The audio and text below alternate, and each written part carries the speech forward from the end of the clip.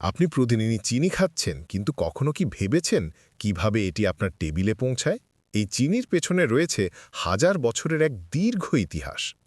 আজ আমরা তুলে ধরব চিনি উৎপাদনের পেছনের ইতিহাস এবং চিনি উৎপাদনের আসল গল্প। চিনির জন্মভূমি ভারতে। খ্রিস্টপূর্ব প্রায় ৫০০ সালের দিকে ভারতীয়রা আখের রস থেকে গুড় তৈরি করত। সেখান থেকেই ধীরে ধীরে আখ চাষ আর চিনি উৎপাদনের কৌশল ছড়িয়ে পড়ে চীন ও আরব বিশ্বে। সপ্তম থেকে অষ্টম শতকে আরবরা এই প্রযুক্তি আরও উন্নত করে এবং ইউরোপে রপ্তানি শুরু করে। ক্রুসের যুদ্ধের সময় ইউরোপীয়রা প্রথমবারের মতো চিনির স্বাদ নেয়। তখন এটি এতটাই দামি ছিল যে একে বলা হতো সাদা সোনা।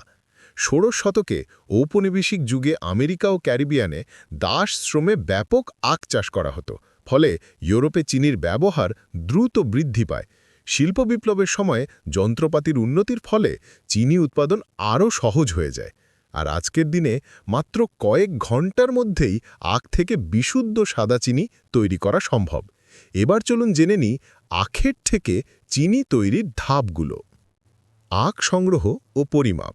প্রথমে কৃষকরা আখ উৎপাদন করে মিলে বিক্রি করেন, যেখানে গাড়িসহ ওজনের পার্থক্য থেকে মোট সরবরাহ পরিমাপ করা হয়। আখের ভাঙন ও রস নিষ্কাশন। এই ধাপে আখের শক্ত কাঠামো একটি ক্রাশারের মধ্যে ঘূর্ণায়মান হ্যামার দ্বারা ছোট ছোট টুকরোয় ভাঙা হয় এবং তারপর মিলিং ট্যান্ডেমের মাধ্যমে রস বের করা হয়। রসের গুণগত পরীক্ষা। সংগৃহীত রস মিলের ল্যাবরেটরিতে পরীক্ষা করা হয় এবং চিনির ঘনত্ব পরিমাপ করা হয়। জীবাণু প্রতিরোধ। রসের মধ্যে থাকা জীবাণুদের বংশবৃদ্ধি থামানো হয় সালফার ডাইঅক্সাইড গ্যাস দিয়ে। চুন মেশানো ও পিএইচ সমন্বয়। এই ধাপে এতে মেশানো হয় চুন, যা বলতে গেলে এক জাদুকরী পরিবর্তন নিয়ে আসে। আর এই চুনের ব্যবহারেই ঘটে এক ম্যাজিক্যাল পরিবর্তন।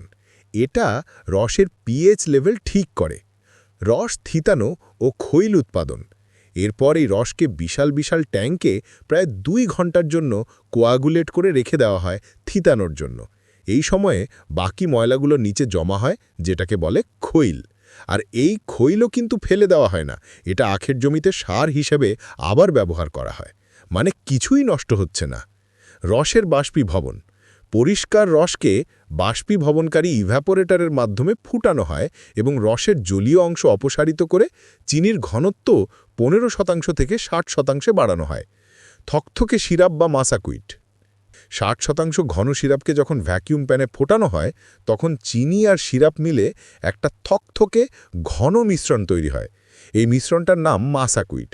এই মাসাকুইটকে বড় পাত্রে স্থানান্তরিত করে ধীরে ধীরে শীতল করা হয়, যাতে চিনির ক্রিস্টালের আকার বড় হয়। চিনির ক্রিস্টাল পৃথকীকরণ। এখন এই থকথকে মাসাকুইট থেকে ঝরঝরে চিনির দানা আলাদা হবে কিভাবে? প্রক্রিয়াটা বেশ দারুণ। প্রথমে এই খুব সামান্য পরিমাণে চিনির বীজ বা সিড ক্রিস্টাল যোগ করা হয়, যার ওপর ভিত্তি করে বাকি দানাগুলো বড় হতে থাকে। এরপর সেন্ট্রিফিউজ নামের এক প্রচণ্ড গতিশীল যন্ত্রে একে ঘোরানো হয়, ফলে চিনির ক্রিস্টাল সেন্ট্রিফিউজ মেশিনে থেকে যায়। আর সেন্ট্রিফিউজ থেকে যে তরলকা আলাদা হয়ে যায়, সেটার নাম মোলাসেস বা চিটেগুড়। চিনি শুকানো ও প্রস্তুতি। এই ধাপে চিনির ক্রিস্টালগুলোকে পানি দিয়ে স্প্রে করা হয় এবং একদম শেষে গরম বাতাসে শুকিয়ে নিলেই তৈরি হয়ে যায় ঝরঝরে সাদা চিনি। প্যাকেজিং ও বিতরণ। এই ধাপে শুরু হয় প্যাকেজিংয়ের কাজ। স্বয়ংক্রিয় মেশিনে বিভিন্ন আকারের প্যাকেটে চিনি ভরা হয়। কঠোরভাবে এর মান নিয়ন্ত্রণ করা হয় এবং তারপর বিশাল সব গুদামে মজুদ রাখা হয়। সবশেষে এই গুদাম থেকে চিনি ছড়িয়ে পড়ে সারা দেশের দোকানে দোকানে।